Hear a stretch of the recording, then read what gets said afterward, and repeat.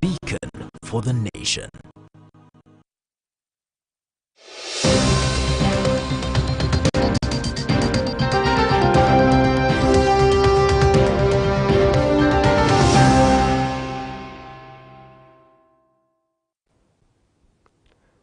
They say a brighter day is seen in the morning, and indeed is a beautiful Friday morning, the 25th of October 2024. Assalamu alaikum wa rahmatullahi wa barakatuh, and a very good morning to you.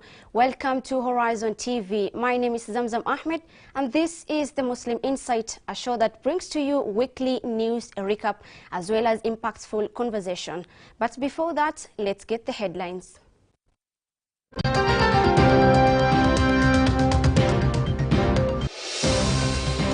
All life is sacred. Enough of the killing. Israel genocide in Gaza.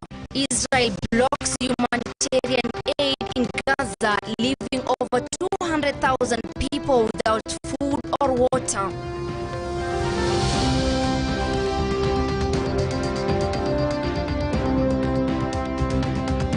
Haiwezekani wewe mzee wa miaka 60, miaka 70, umuoe msichana wa miaka 12. Ending GBV.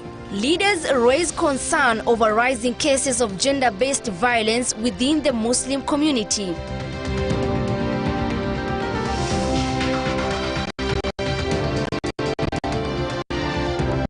The energy they are wasting on extending term limit, they should be thinking about how they should make agriculture work. 7-year term limit. Members of the public called to give their views on the proposed 7-year term limit for president and all elected officers.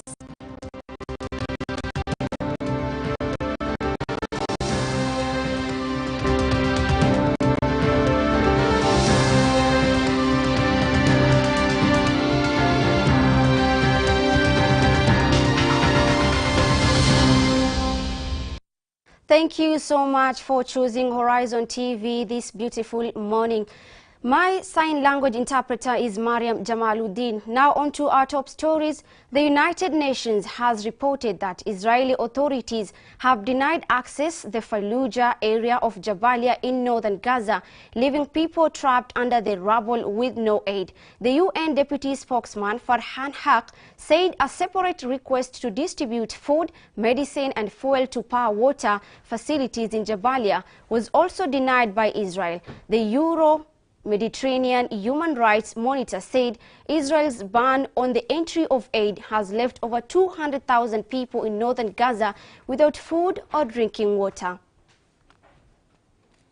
The Israeli army has continued with its massive attacks in northern Gaza amid a suffocating siege on the area. The UN Agency for Palestinian Refugees has called on Israeli authorities to allow its team to enter northern Gaza to carry out life-saving rescue missions amid an ongoing Israeli deadly attack. In accordance with the African Charter, the government should not relent in its efforts to support the people of Palestine towards achieving freedom.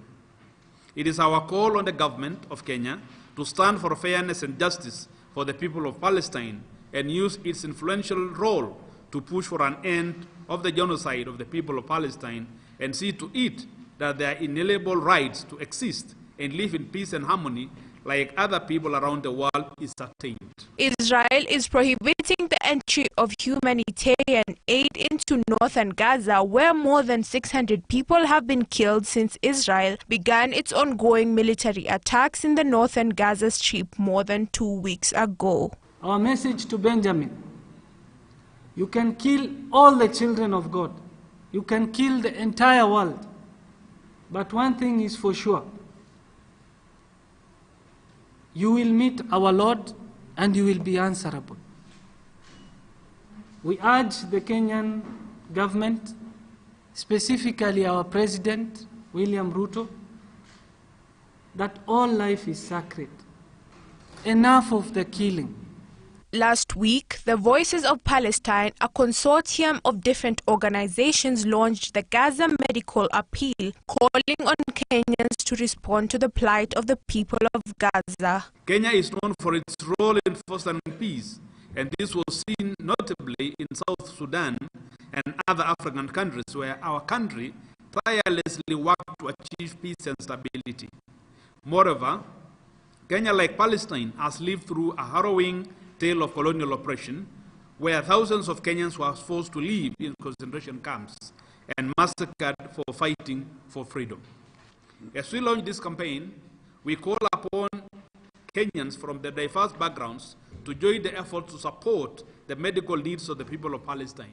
Support can be made through M-Pesa pay bill number 150770, account Gaza Medical.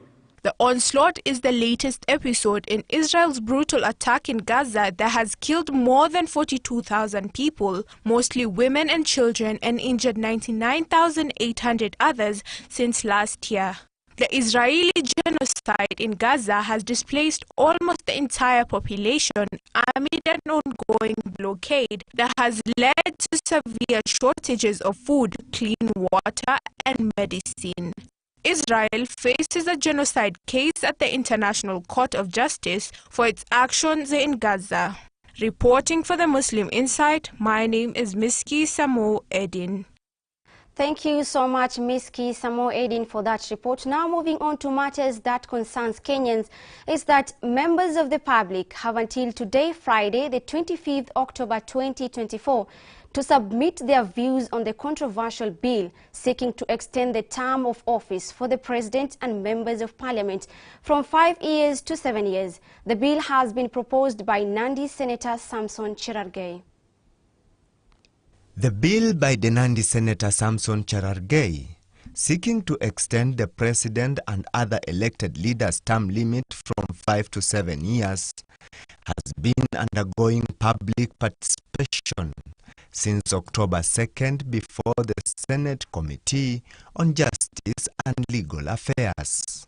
According to the public notice, the committee will hold a public hearing on the bill on Friday, October 25th, 2024 at 9 a.m. in the Senate Chamber Parliament building in Nairobi.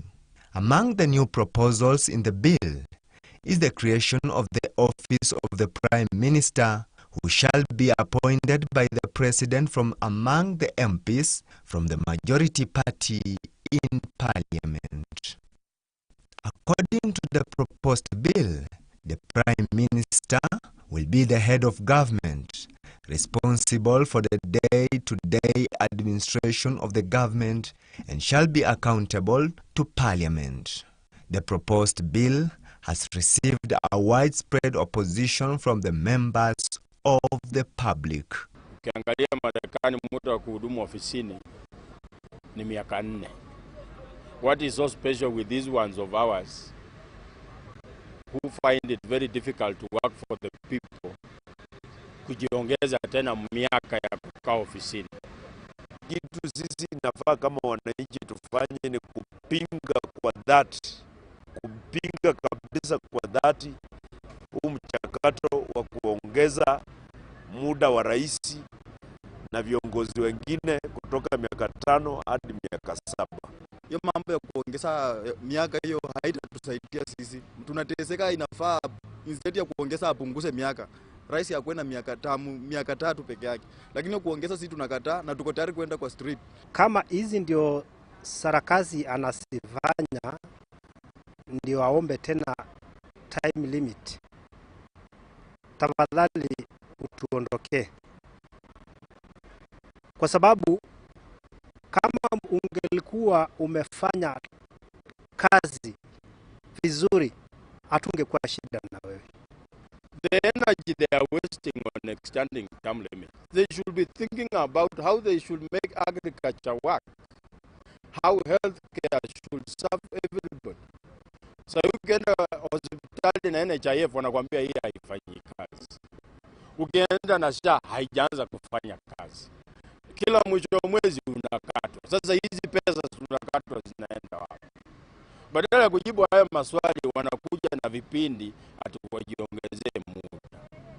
Sisi hiyo hatutaki. Kasim Mustafa for the Muslim Insight. Those are the few of the opinions of the members of the public. Thank you so much, Kasim Mustafa, for that report. Now moving on to the northeastern region, leaders from Garissa County, led by Governor Nathif Jama, have raised concerns over increased cases of gender-based violence in the county. Currently, there are over 50 cases of gender-based violence in courts in Garissa County, while 47 people have already been convicted and jailed for the same. Speaking in Garissa during the Mashujaa Day celebration, Garissa Governor Nathif Jama said the situation was worrying. Speaking during Mashujaa Day celebrations at Garissa Primary School grounds, Garissa Governor Nathif Jama regretted that vices that were initially unheard of in the Muslim society had all of a sudden become common. Today, we are announcing a serious fight against these vices. These are vices that we did not know in Garissa before. We can't tolerate them, and we are working with the national government security officials to counteract these vices in a big way. The county commissioner is here. I'm sure also we'll talk about them. He's our Shuja today, among the many Shujas who are fighting or countering these vices in a big way. So we will do everything possible. We will have a stakeholders meeting to counter these vices so that we can have a clean society like Garissa used to be. The situation has now caught the attention of several political and religious leaders, activists, as well as national government administrative officers. Garissa County Commissioner Mohammed Mabudzo warned that the security agencies will not allow the menace to continue. Na ni aibu sisi kama jamii ya Kiislamu kwanza kabisa kabla kuwa wakazi wa Garissa kuwa na mambo kama hii ambayo yanafanyika usiku na mchana. Ni aibu kubwa sana. Naomba maulamai, mashekhi wa hapa muongee kwa na viongozi wote, tusimame kidete, tujitolee muhanga kuhakikisha kwamba masuala haya hayaendelei tena. Ni aibu kisikia kwamba mwalimu wa ustadhi ama mwalimu wa duksi ndiye amefanya kitendo kama hicho. Ni aibu. Sodomi mnaitoa wapi? Garissa County is facing, among other challenges, teenage pregnancies, child marriages and new HIV infections. Haiwezekani wewe mzee wa miaka 60, miaka 70 umuoe msichana wa miaka 12, alafu baada ya miaka 7 umemzalisha watoto 7, alafu unamwacha. Tutakufunga. Hiyo ni aibu kwa wazee kwanza. Umemkatizia masomo yake, hajaweza kuendelea. Sio Uislamu huo. Wala sidhani kama kuna tradition ambayo iko repugnant kama hiyo. Haiwezekani. According to the National Syndemic Diseases Control Council NSDCC 691, young children between the age of 10 and 19 are impregnated every day. We will fight and fight until we get it right. About 1.4 million Kenyans are living with HIV, with at least 40% being adolescents and young people aged between 15 and 25 years old. Elsewhere in the coastal region, the county government of Kilifi, in conjunction with the grassroots organizations operating together in sisterhood, has embarked on training coastal women on sustainable exploitation of blue economy resources along the county's coastline. The training is part of programs being implemented under the Canadian government-funded regenerative seascapes for people, climate and nature project that seeks to enhance the physical and socio-economic resilience of women, men and young people living in coastal communities. A total of 28 women groups from Magarini, Malindi and Kilifi North sub-counties have already benefited from the training program aimed at empowering the women to exploit ecotourism, fisheries and waste management for their economic well-being. Wakati ule Global Affairs of Canada ilileta huu ufadhili, shirika ya Gurus Kenya iliweza kuwa partner katika huu mradi. mradi wa RC, na kile ambacho kilinifurahisha sana ni kwamba sisi ndio tulipewa ile kazi ya kwenda kuwatafuta wale wamama wale ambao walikuwa waingie katika hii project ya RC. Kwa hivyo ilitupatia nafasi ya kuweza kufanya mapping, tukawatafuta wale wamama katika hizo ward zote 14 katika ward ya Kilifi North, na tukaenda Magarini, tukaenda Malindi sub-county. The program aims to empower women and bring to an end the sexual gender-based violence that many women have been going through. Culturally, the blue economy sector, the beaches, all the opportunities that come with the blue economies are not for women. Hata kitambo ulikuwa ukisikia kama mama ameenda sijui ni mvuvi ama anashughulikia maboti ama huyo mama anaangaliwa mara mbili, is she trying to be a man, na angepigwa vita vikali sana. Na kuna issues kama za sex for fish, wale wa mama ambao pia wanataka kuuza basi samaki, wanunue samaki waende wauze, pia nao unapata wanakuwa violated, wanaambiwa mpaka ulale na mimi ndio nikupatie samaki, kama hutajuana na mimi vizuri, hutapata hivi na hivi. So kuna challenges, a lot of gender based violence happening in the blue economy sector. Peter Mudheni, the project coordinator of the RC program in Groots, Kenya, said the project was being implemented in 14 wards in the 3 sub-counties where 28 women groups have since January this year been recruited. Kama mradi hatujaamua vile tunasaidia kikundi, lakini inategemea na yale mahitaji ya kikundi. Kama wanarokota takataka kwa mfano na hawana jinsi ya kuitengeneza, tunawatafutia mashini ambao wanaweza kuitengeneza ile takataka ikakuwa kitu cha dhamana ndio waweze kuuza, ama kile inaita ku value add. Kwa hivyo tunajua pia vijana wako pale, tuko na huo pia mpango wa kuhusisha vijana na hasa wale wa kike waweze kuhusika kwa hii mambo. Muhammad Shakombo, Muslim Insight. Thank you so much, Muhammad Shakombo, for that report from the coastal region. Now moving on to other stories. The religious leaders under the umbrella religious bodies Supreme Council of Kenya Muslims and National Council of Churches of Kenya have urged the government to revert to the National Hospital Insurance Fund (NHIF) to alleviate the suffering caused by the ongoing transition to the Social Health Authority. In a joint statement, the leaders drawn from the two organizations raised concerns over the healthcare crisis, particularly in rural areas where many Kenyans are unable to access medical services following the suspension of NHIF. The SUPKEM Deputy National Chairman Muhdar Kitami, National Council of Churches of Kenya Chairperson Elias Ogola, and Catholic Justice and Peace Department Chairperson Reverend Simon Peter Kamomoe criticized the transition as poorly managed, leaving millions without coverage. The calls come days after President William Ruto asked private hospitals to finalize enrollment with the Social Health Authority. 50% of private medical facilities on board have been accused of denying services to Kenyans registered under the Social Health Insurance Fund (SHIF) scheme.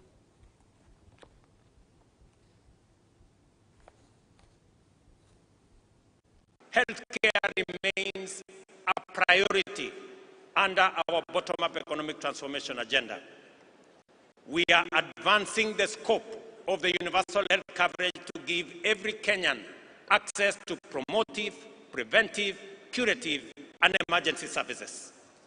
Through the Social Health Insurance Fund, citizens will contribute and access comprehensive healthcare benefits, and those who are categorized as not being able to pay, the government of Kenya will step in and pay for them.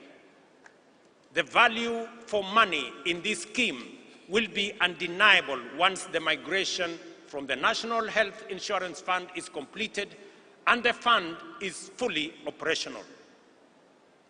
As of the beginning of this month, 12.9 million Kenyans were registered with the Social Health Authority, and all public health institutions, and alongside 50% of private facilities, were already enrolled to provide services.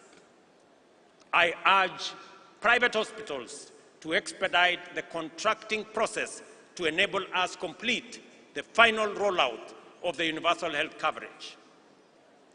To accelerate this rollout, the government of Kenya has released 3 billion shillings to settle outstanding payments to hospitals and other service providers. I know this has been a major concern for hospitals that are owed by the former NHIF a lot of money. I want to give them my assurance that from next week, we have already released the money that will go into settling some of the debts that have held back their services under our new program.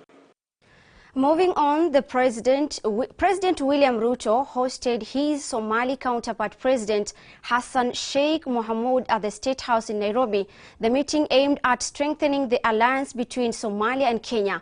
The meeting focused on regional security, bolstering trade ties, and encouraging investment. This dialogue comes at a time when both nations are facing pressing security challenges from the Al-Shabaab militant group, which remains a destabilized force in the Horn of Africa.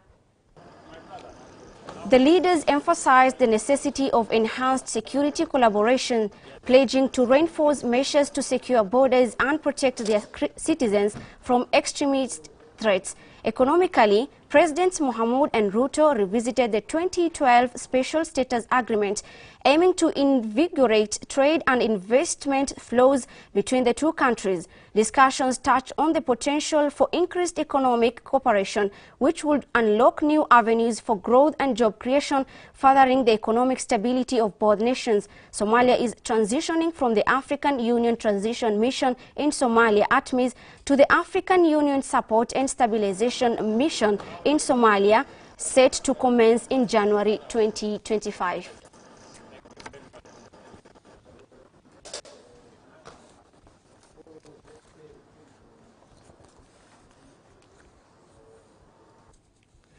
Now that story brings us to the end of our first segment of the Muslim Insight. Join me in the second segment as we have a conversation on youth and innovation. Stay tuned.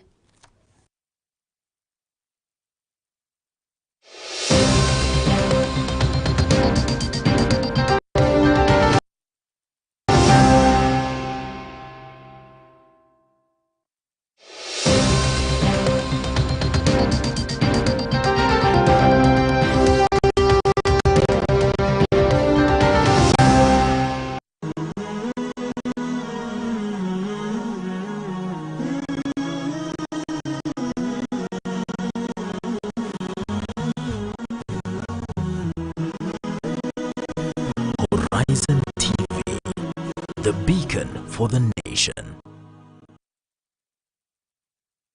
Verse of the day. أعوذ بالله من الشيطان الرجيم بسم الله الرحمن الرحيم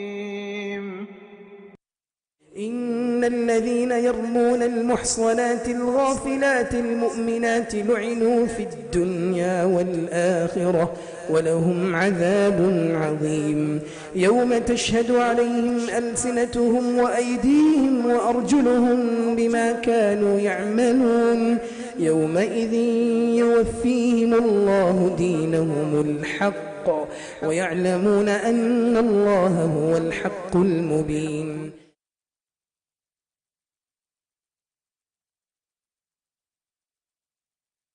Uislamu ni dini yenye mpangilio ulio kamili na taratibu zake humpa fursa kila mja kuifahamu na kuelewa. Muislamu yoyote lazima achukue jukumu la kuifahamu dini yake, kuanzia kwenye shahada ashhadu, nakiri kwa moyo, kisha usafi wa kimwili. Hapo ndipo huanza safari ya kumwabudu Mola wake. Usikose kujiunga nasi kila siku ya Jumamosi live kwenye kipindi Ufahamu Uislamu, ili ujifunze mengi usiyojua kutoka Horizon TV.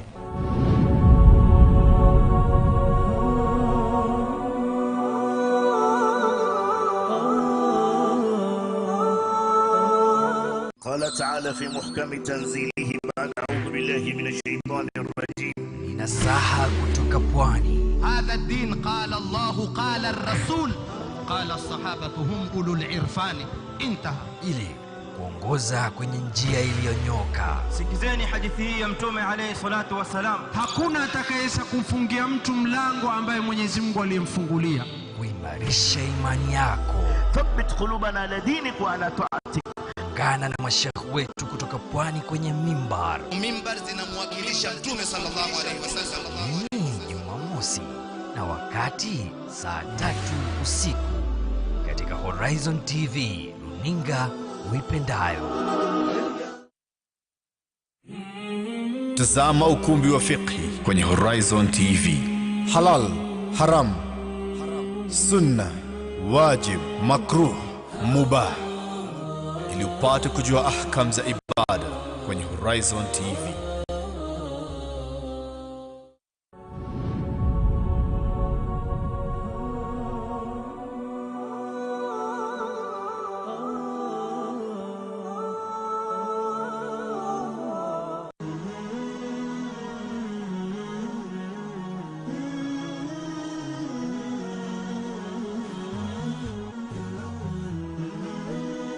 Horizon TV, the beacon for the nation.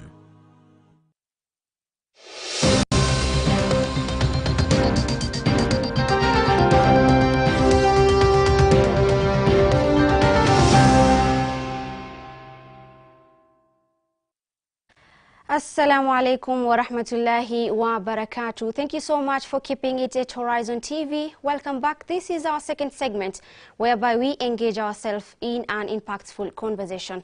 And the topic of discussion today is all about youth and innovation. How is youth related to innovation? And in studio, I am joined by my two guests, Rahma Bouke, Chief of Operations, Make Connect Solution, and we have Simon Muriuki, the CEO, Make Connect Solution. Assalamu alaikum wa rahmatullahi wa barakatuh. Hi. How are you doing? I'm fine, thank you. Glad to have you here today at Horizon TV. Thank you for having me. Feel at home. Now, we're talking about youth and innovation, but you guys are from the Make Connect Solutions. Yeah. Could you, like, as the CEO of Make Connect Solution, could you, like, tell us what Make Connect Solution is all about? What does it deal with? Make Connect is a software company, and our key main focus is into revolutionizing the automotive industry. So we are looking at how can we use technology to make the current industry better, to make it more reliable, to give it more trust. So you're looking at what aspect can we use to make this industry better? Yes. Okay, continue. We've developed a solution that we've employed to garages to ensure that these garages, they're able to do their work more professionally. They're able to offer their clients, their customers, a better service. So that is what we've done currently, and we're hoping to do more. Wow, that's really amazing. I can see you are young people, and they're doing something big. Maybe we're talking about youth. You are youth, right? Yeah. Can you, like, tell us the role of youth in innovation? Yeah. Well, if we look at the current world, youth, they are the free thinkers. Let me use that word. Youth they are fearless when it comes to technology. They are more comfortable with technology. They are easy to embrace technology, and they are more creative in terms of technological solutions that can be used in our current world to ease how we do things and to improve on how we do things. So I'm looking at youth being playing a very crucial role in terms of advancement of technology, mostly in Africa. Because looking at it, Africa, we are sustainable in so many aspects, but when it comes to technology, we are not yet there. Like, it's one place that if the world leaves us, then we are not actually in the best place when it comes to technology. Okay. Yeah. Coming to you, Rahma, he's talked about revolutionizing the garage system, okay? Making it work in a professional manner. Maybe how has the innovation shaped the way businesses operate, especially when you talk about in traditional manual industries? So the good thing about our system, it's simplicity. So it has really helped garages in simplifying and giving them time to concentrate on what they're supposed to do more than putting in the data. So it's simplicity in the way we have formed the system or developed the system. It's making it very simple for them to do whatever they're supposed to do to work on the cars more than just keying in the data. For how long have you guys been working? Well, we've been in the industry for the past now, I would say 16 months from last year. So that is 1 year plus? Yeah, 1 year plus. Oh, wow, that's amazing. Yeah, although the most part of it we've been into development and research, because we believe developing a good product, mostly for the African market, you have to do the required research. So first we started on the research. We did an MVP. We did run a minimal viable product that we launched to the market. We went into deeper research into how do garages operate, how can we simplify the process, how can we create a software that really solves the solution at hand. And that is when we started on the development. So the development phase has been ongoing, and that is when we launched 3 months ago. That is when we launched the software, and I would say we are receiving very positive feedback. Okay, definitely. You said you started 16 months ago. Yeah. Probably there is something that has pushed you guys to start this initiative. Yeah. What has inspired you guys to do so? Well, in the automotive industry, well, I'm into tech, yeah? Well, sometimes you don't see opportunity until you get yourself, like, caught up into something, yeah? And it's one industry I felt like it was left behind when it comes to technology. And there was so many issues that could be resolved in that industry. And that is when we decided, how can we create a solution that is going to resolve the current issue in the automotive industry? And we ran an MVP last year. For 7 months, yeah? And then we went back to research, and we redeveloped the software into what it is right now. So the key things that we are hoping to solve when we developed the MeConnect garage management system was, how can we reduce the manual processes? The manual processes that usually occur in garages to automation. So we created a tool that is easy to automate, that you're going to do as much as possible to make sure that this product has automation and efficiency. Yes. So this is something that caught you up before you started this solution, okay? So probably there is something, maybe what are the specific problems that you saw in this automotive sector that has made you guys to come up with this solution? So the first problem, I would say the current solution that we've developed is not a totally new solution. Yeah? There are people who have tried to create their current solution. But the big question was, why are these solutions not being embraced in the current market? These solutions are made outside our country, and they do not fit our current market. That is when we decided to develop this software. That was one of the reasons. Another reason was, you know, I imagined as a car owner, how would I like to be served if I get into a garage? Wow, so you own a car? Amazing. Yeah, small one. So I imagined how would I like to be served if I go to a garage. And I did a research and understood that not only I myself, the other car owners, there's a specific way that they wish to be served if they go into a garage. And that is when we decided to develop the garage. We also visited several garages and tried to see what is the main issue that they have. One of the key issues they had was on client retention. So the client retention rate was very low because there was lack of, let's say, accountability, because there was lack of communication between the garage and the client. So at the end of the day, the garage will do their best to deliver the service, but there might be some kind of dissatisfaction from the client side, just because, not because the service was not delivered properly, just because there wasn't enough communication. So we thought, how can we create a software that does not only help in management, but it can help in terms of communicating with the client. So our software does not only assist in management, it also assists in communication with the client. Coming to you, Rahma, hey, what he was talking about is what they see, the challenges, or rather the problems you guys have seen in the automotive sector. Yeah. That's why you came up with the solution. Probably you guys, challenges are something that we encounter every day in our daily activity. Probably what are the challenges you guys have been facing throughout the journey, throughout those 16 months working at MechConnect Solution? So there have been challenges that I won't lie that we haven't encountered challenges, but the good thing, alhamdulillah, we have tried and we have been able to overcome those challenges. So as a young entrepreneur in the African market, I'll say one of the biggest challenge is financing. So we have experienced financing as a challenge. And the second challenge I'll say is if you don't have self-motivation, to motivate a person without self-motivation has also been a challenge that we have experienced as MechConnect Solutions. Okay, maybe how did you guys overcome this? How are you overcoming this challenge? Because financial issue, or rather financing in terms of in the organization, or rather in the solution, probably it's still the problem, right? How do you guys overcome when it comes to financial issues? So I think I'll pose that question to the CEO. Okay, because when you talk about self-motivation, that is you are motivating yourself to push yourself to do something more, right? Yeah. So Simon, how do you overcome these challenges as far as finance is concerned? Yeah, like she said, that I think the two key main issues that we face is financing and also in terms of team building. So in terms of financing, we have to, what we do currently is what we call bootstrapping.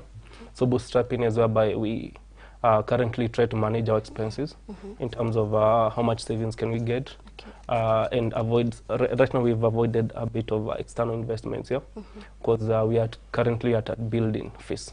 So what we do is we bootstrap the little savings, the little, if we're able to get a gig somewhere and make some money from it, then that helps in moving the company. Because, you know, if 100,000 in a startup and 100,000 in a big company, that's a big difference. Like it will achieve more in the current state that we have. So you find that is how much can we raise, bootstrapping and trying to get what we had. Well, starting the company as the CEO and to do a bit of investment myself and to see, you know, if I'm doing this, there has to be a little finance to make sure that you're moving and still keep adding up on that. So as a main issue, before you get a main investor who can get in and move with you, you have to keep on bootstrapping and making sure can you be able to move in day to day. So that's one of the main challenge. The other challenge is on the team building. I would say building a team is not easy, mostly when you're a startup. You find that one key factor that plays in a startup is, as she has said, motivation. Having someone who is not motivated in a startup is hard to move them. So I'm lucky so far. Some of my department, they're very stable. Like the development team is very stable. Other departments are stable, but you find out that building a team that will make you succeed sometimes is an issue. Okay. Yeah. Talking about team building, and you said it's really hard to manage, or rather help a person to keep calm when starting a business, or it's his first time. Yeah. Probably, how many people do you have so far? Because I've heard that you've talked about the different departments. Yeah. So this is a big company. No, it's not. We cannot say we are a big company. We are a small company because we are totally. We only have, I would say, like 3 departments. We have the development team, that is the IT deals, the IT development of the product. We also have the marketing department, marketing and sales, and also we have now the strategy and creative thinkers department. That is to ensure that you're able to strategize and keep on being creative on the idea. Okay, talking about innovation. Yeah. Innovation, should it come from necessity, or creativity can really spark new ideas? Well, in regards to that, I think it's both in my, because necessity is the need. Yeah? Is the need? Have you identified the need? And creativity is are you able to be creative to solve the need? So you might find that you've identified the need, but you're not creative enough to be able to actualize, to create a solution for that need. At the same time, you might be creative but not identify a need correctly. So both are crucial. Both are crucial. Yeah. So I trust that necessity is for a short while, and creativity is for a long term. Yeah, okay. yeah. Coming to you, Rahma. Could you take us through the key features of your software? Okay, so our software has different modules, and we have from the client module to the vehicle module to the employee module. So each modules, they're interconnected because we have something known as the engagement process. So the engagement process, it's a process whereby it has automations. So it enables the garage to directly communicate with his or her clients. So the client is able to know the level at which my garage has reached. Have they finished repairing my car? Sorry, have they finished repairing my car? Is it job in progress? How is the condition of my car when I brought it to the garage? So such steps. So the main key features that we have, it's the client module, the vehicle module. We also have the inventory, and we have the employee module. Yeah. And how do these people benefit?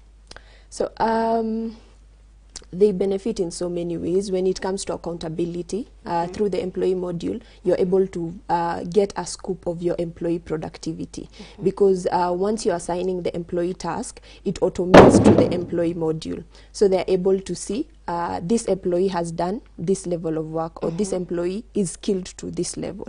Yeah. Talking about emerging technologies, maybe how do you guys leverage emerging technologies like the AI, the IoT, and cloud computing?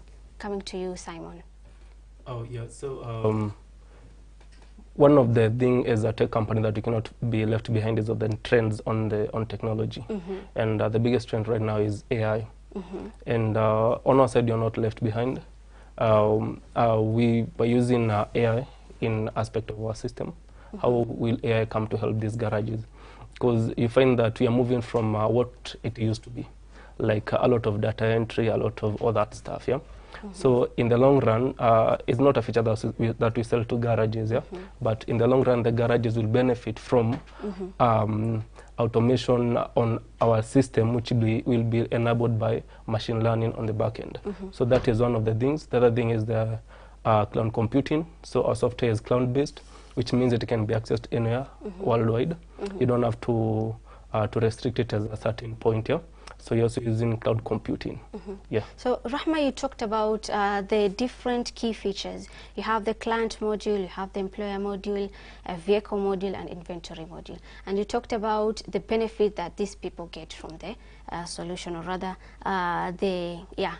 probably how does your solution improve efficiency and probably customer experience for garages? So as I had mentioned earlier, our system is automated. So each and every activities that is done in the client's vehicle, the client is able to know. Yeah. Wow, that's really amazing. Data management, is it right? Yeah. Okay. You've talked about, let's talk about the market impact. Do you guys have a success story? Well, I would say the success is more within than it's externally, because once we launched the software, like in our first phases, we didn't know how it will be received on the market, yeah. And from our first deployment to several garages, we've seen success from them using the software. They've been able to manage their income better, their clients better, their jobs better. So we've received feedback from already existing clients who have already onboarded on our software. Yeah. So you say that impact is internally. Yeah. So internally on our side, yeah, from the feedback that we're getting and the improvement. Because I would say before you get the perfect product, we go to a stage known as the product market fit. Yeah. So right now, with the current client, we are going into a perfect fit that is seeing if whatever we've built, is it solving the solution at hand. So that is a success whenever a client compliments our system and says it's actually solving an issue for them. Okay. Yeah, so it gives us that it's a success story on our side. Wow, that's really amazing. Talking about emerging technologies, that was on your end, guys. Yeah. What about when we talk about the market impact, the market response? Probably, how does have you guys noticed any patterns in the younger and older garage owners adapt to using your software? Well, I would say there's currently, at the current age, one advantage we have. There's that awareness of digitizing, yeah? So you find that the old and the new, they know that they need to. However, we find differences in terms of adaptability. Like young people are more willing to adapt to technology than the older generation. However, we find that they all have the knowledge that they need to digitize their solutions. So I feel it's just a matter of understanding. Younger people take a shorter time to understand. Older generation take a long time too. Yeah. Coming to you, Rahma, talking about still on the same, leveraging the new technologies and everything, how do you guys stay ahead of the curve in terms of innovation, considering that it's a fast evolving tech landscape? So every day new technology comes. Every day new technology comes. Yeah.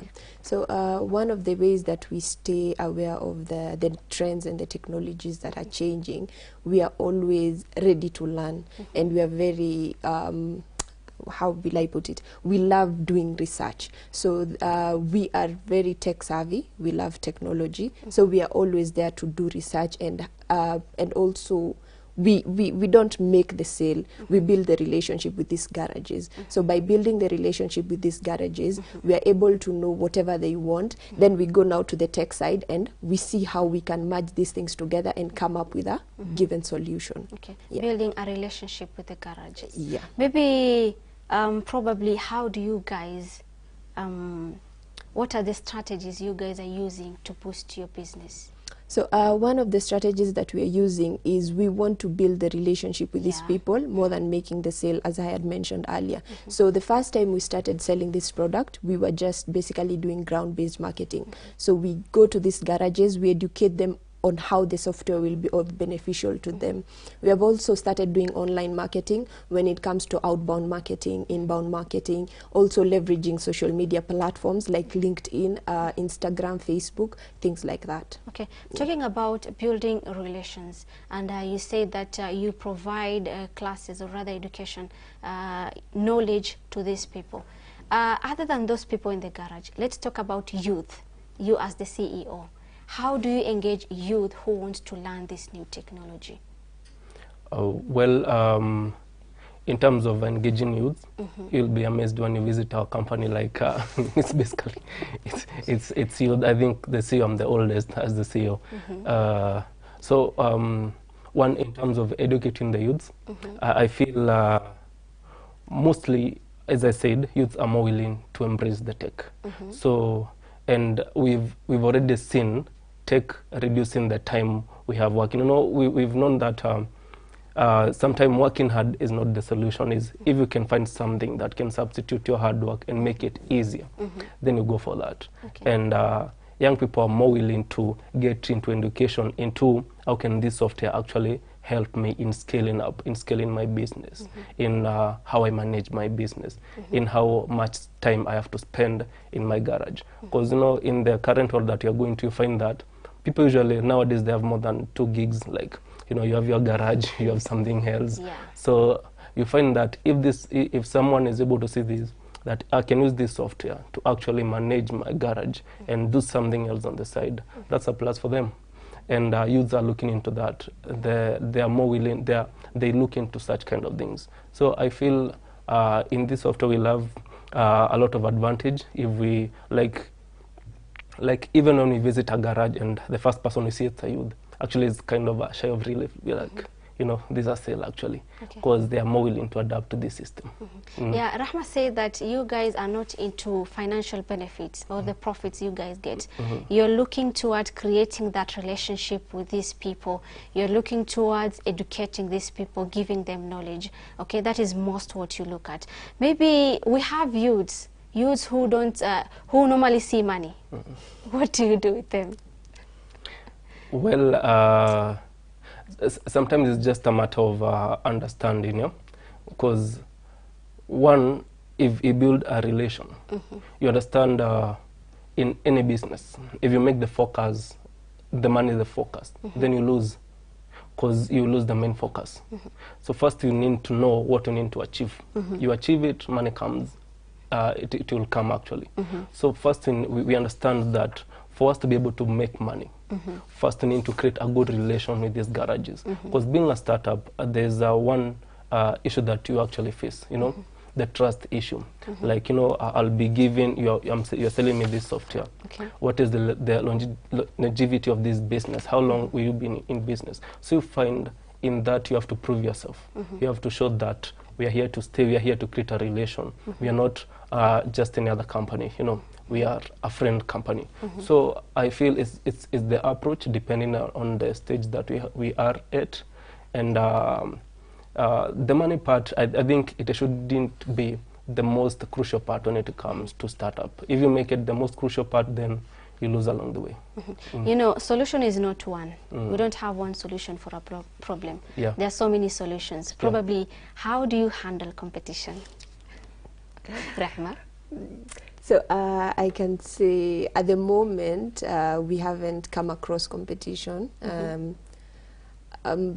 Yeah, so we haven't come across competition but when it comes to the automotive industry. You know, talking about competitors, there must be a competitor somewhere so that you know how you guys are really progressing, right? Yeah. So I feel for us as a team and as a company, we are more of bringing that competition. Yeah. Okay, oh, that's really amazing. You don't have competitors. I don't know if I should be the one. Anyway, do you have plans, you guys, future plans? Well, definitely. Like I said, you're here to provide a solution. Yeah. So sometimes you do your first step and you let it guide you to the next step. So I would say we are looking at opportunities. We are all eyes to see what other opportunities will present, so that we can see how can we advance into building a better solution. So it's not about this product now, it's going to be like whatever it is at the moment. We are looking what other opportunities are there. What other improvements can we make in the current industry? And I would say you'll be expecting a lot from us. Wow, that's really amazing. Can't wait to see that. Talking about engaging youths, and you say that youth, when they see money, they'll work. But you've talked about motivation, motivating yourself and creating that understanding. Probably, how can young innovators probably find support in terms of maybe financial support, technical support, emotional support when launching maybe a new product? A youth somewhere would want to launch a new product. How do they find support? Oh, well, in terms of support, I'd say depending with the kind of support it is, first you look closely. You don't, you know, the problem is sometimes we look too far. Like you think you need VCs, you think you need all that kind of stuff. I think first you look closely. Their family members who are willing to support. You say those are some of the things. What do you have? If you think whatever you have on the table is worth it, you know, you must be having something that you can use to move it ahead. So first you look at closely around you, what do you have around you? And from that you are able to see, can you start? And the most important part is to start. Once you start, then you're able to see more opportunities. Yeah. Okay, wow, amazing. You know, we're talking about youth and innovation, how we're going to help youth maybe create their jobs, self-employment, something like that. And talking about the support, coming to you, Rahma, how probably, leave alone the start. Once you start, you are able to move and you find new solutions or maybe new technologies.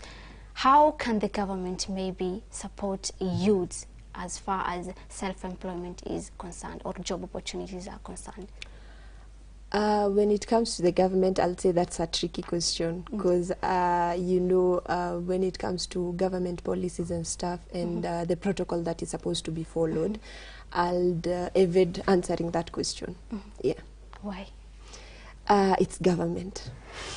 Probably youths want support from the government because they say they are supporting bottom-up economy, right? Yeah. Maybe you have something, Simon, to say about it. How can the government support the youths?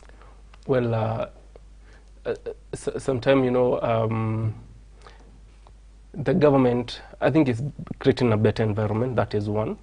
An environment where if a youth needs to start on something, it will be easier.